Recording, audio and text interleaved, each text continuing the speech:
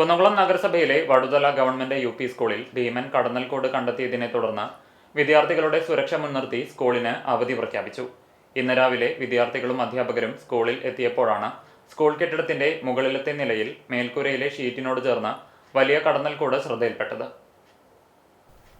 ശക്തമായ കാറ്റിൽ കെട്ടിടത്തിലെ ഷീറ്റുകൾ ഇളകുമ്പോൾ കടന്നൽക്കൂടിന് ഇളക്കം തട്ടുകയും ഇതുകാരണം സമീപ പ്രദേശങ്ങളിലേക്ക് കടന്നലുകൾ കൂട്ടത്തോടെ പറന്നെത്തുകയും ചെയ്യുന്നത് വലിയ ആശങ്ക സൃഷ്ടിച്ചിരിക്കുകയാണ്.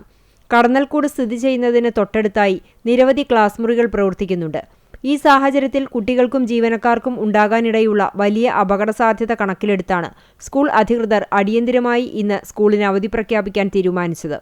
അപകടകരമായ സാഹചര്യത്തിന് എത്രയും വേഗം പരിഹാരം കാണാൻ അധികൃതർ നടപടികൾ ആരംഭിച്ചിട്ടുണ്ട്. ഇന്ന് രാത്രിയോടെ നഗരസഭാ കൗൺസിലർമാരായ ഷനോഫ്, രുദ്ര, രജീഷ് എന്നിവരുടെ നേതൃത്വത്തിൽ സ്കൂൾ കെട്ടിടത്തിൽ നിന്നും കടന്നൽക്കൂട് പൂർണ്ണമായി നീക്കം ചെയ്യും.